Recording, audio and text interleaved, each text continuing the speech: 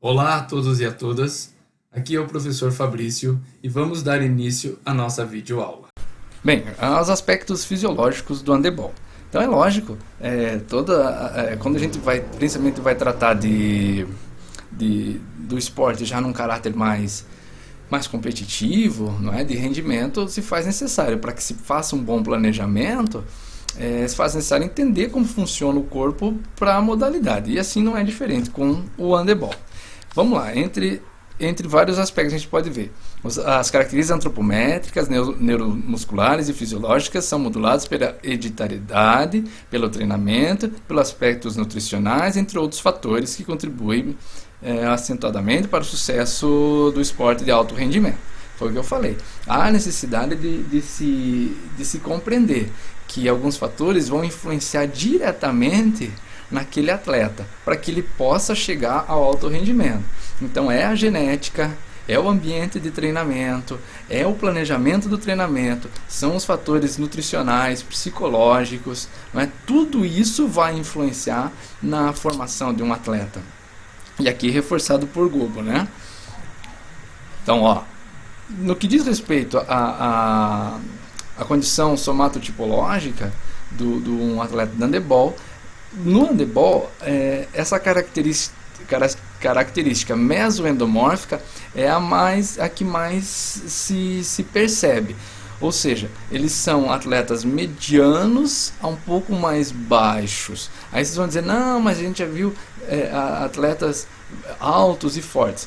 Claro, aí nós temos também condições étnicas, por exemplo, os europeus costumam ser grandes e altos, então a média mesoendomórfica deles, de repente, é diferente da nossa, tá certo? Porém, é uma característica mais comum no handebol. É difícil você ter um ectomorfo jogando handebol, uma pessoa muito alta, muito magra, um perfil de um jogador de basquete. Né? Podem perceber, os jogadores de handebol costumam ter um perfil, quase que um perfil de um lutador de judô, por exemplo, não é? Que tem ombros mais largos, costumam ter troncos maiores, né? E uma maior envergadura também. Né? Então, mas de um modo geral, essa condição, essa característica mesoendomórfica foi mais percebida pelos estudos nos atletas de handebol. Por quê? Porque elas podem favorecer durante a partida, principalmente diz respeito ao contato corporal. Foi como eu disse, assim como o lutador de judô suporta toda aquela movimentação e todo aquele contato direto, o handebol acaba acontecendo quase a mesma coisa. Não é? Então essa característica mesoendomórfica. Lógico, a mesomorfia é padrão para todos. Porém, no handebol você pode ter essa mesoendomórfica como uma característica somatotipológica de um atleta. Tá certo? Em contrapartida, a estatura elevada pode auxiliar no desempenho da quadra na movimentação ofensiva contra os bloqueios defensivos. É aquilo que vocês já estudaram. Como as substituições no handebol não tem limite, então você pode ter jogadores para ataque e jogadores para defesa. Então você pode ter jogadores um pouco mais altos, mas eles vão ser assim quase que um meso-ectomorfo, né? Mediano um pouco mais alto. Aquele é um mediano um pouco mais baixo na sua maioria. Né, dependendo da condição, mas você pode ter atletas assim. Não quer dizer que um atleta alto não vai, né, jogar bem handebol. Claro que vai, pode jogar também, mas é mais comum termos essa característica aqui, ok? Aqui aquele quadrinho que vocês já conhecem muito bem, e a ideia é que no handebol ele seja então mesoendomorfos, tá? Mesoendomorfos. A envergadura é uma característica importante, não é? A distância entre os membros ali, não é? E é diretamente proporcional à altura, isso você já sabe. Ela pode determinar a potência do arremesso, pois quanto maior a envergadura, maior o raio de ação do braço e, consequentemente, maior a aceleração da bola. Lógico, então, aquela condição, aqui tem uma fotinho, não é? Então a envergadura pode influenciar realmente na condição do arremesso, tornando esse arremesso mais potente, forte e veloz, É claro que daí vem a precisão na condição, mas um arremesso que possa ser forte e veloz pode não ser defendido. Então a envergadura pode ser, ele não é um fator que vá dizer assim, não, esse atleta não serve porque não tem uma boa envergadura, não. Você vai colocar em outra função, mas os arremessadores, principalmente os laterais, interessante que tenham essa grande envergadura. Merece atenção também o comprimento dos membros inferiores e o diâmetro palmar. Bom, por quê? Porque o comprimento dos membros inferiores favorece a velocidade do atleta, ok? E o diâmetro palmar promove melhor a apreensão da bola, ou seja, na fundamentação empunhadura, ele vai ser mais interessante porque pode tornar os passes e os arremessos mais precisos, tá certo? Aqui é a ideia da empunhadura, não é? Bom, em relação assim, ao modo em que o handebol desenvolve as suas ações, ele é um esporte intermitente.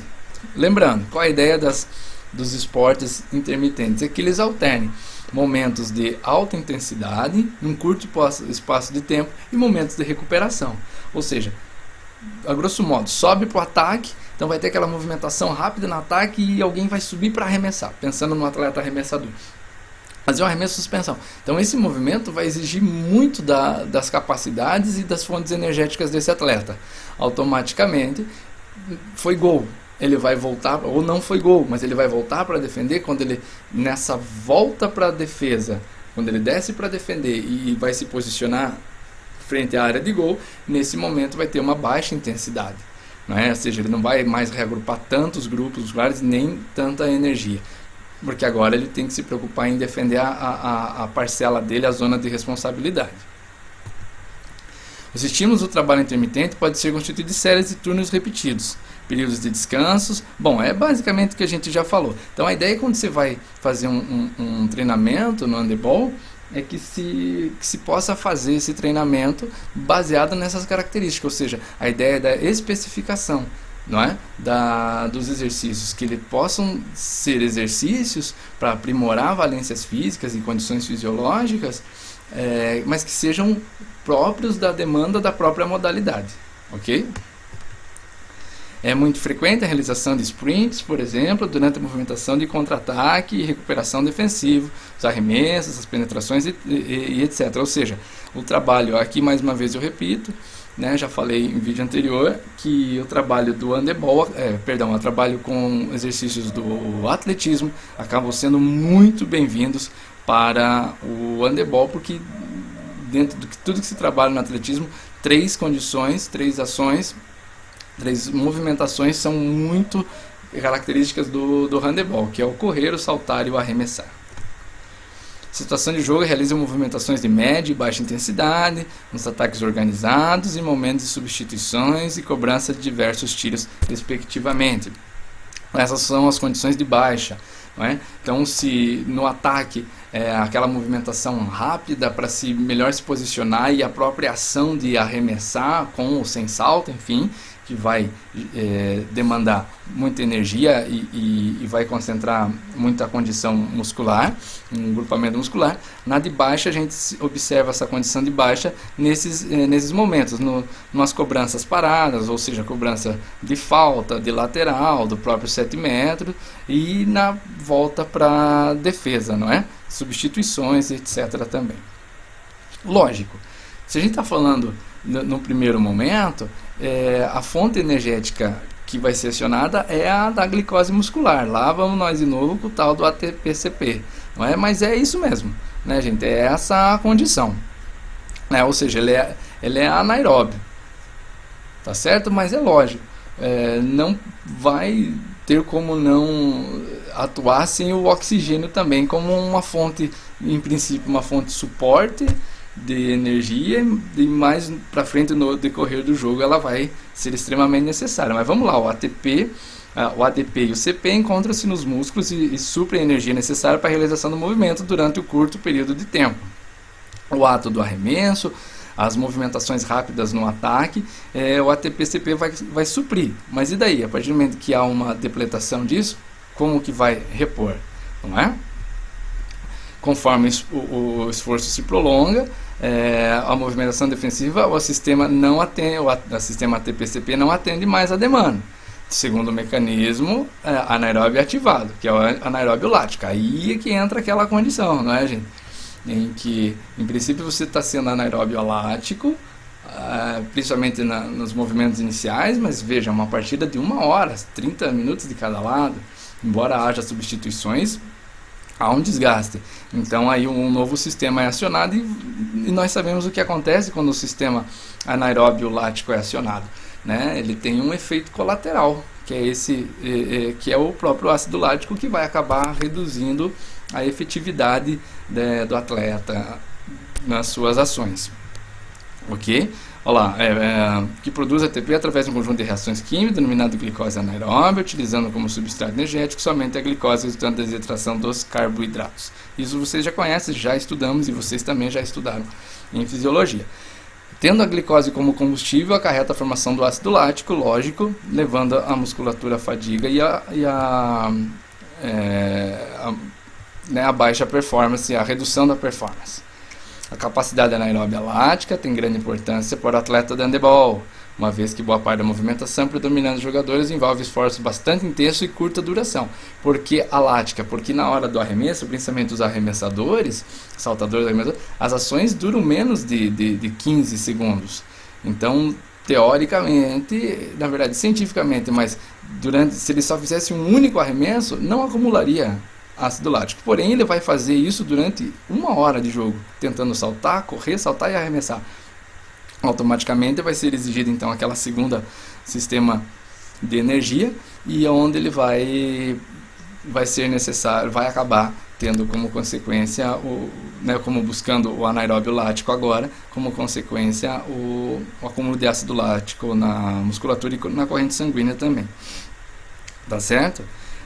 Aqui, mas também falando sobre as condições dos esforços no handebol, ok?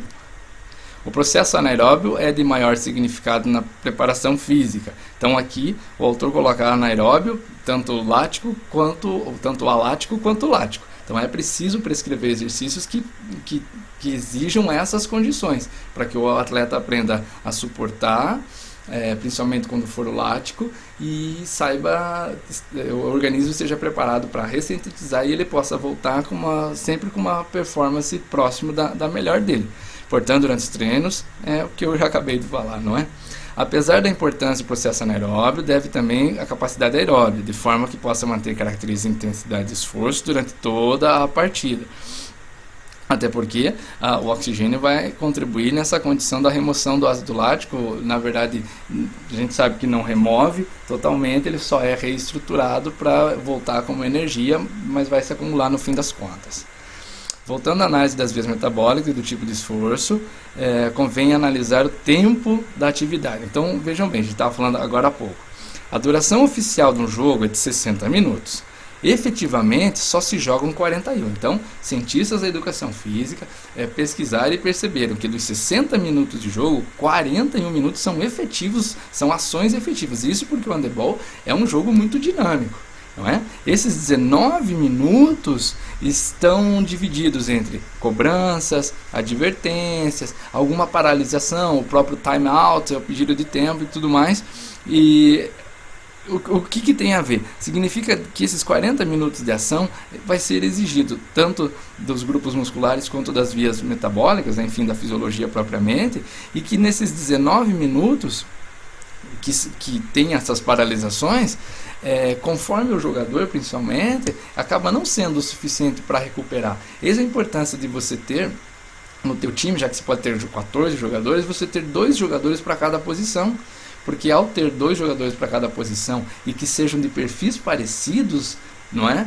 Não só morfologicamente, mas como tecnicamente e fisicamente, você possa estar substituindo para não sobrecarregar. Porque se você tem lá 1, 2 arremessadores muito bons, mas não tem como substituí-los, eles vão cansar e vão cansar muito e vão passar a não render tanto. Ou seja, esses 19 minutos talvez não sejam suficiente para que eles tenham uma performance igual à do início da partida.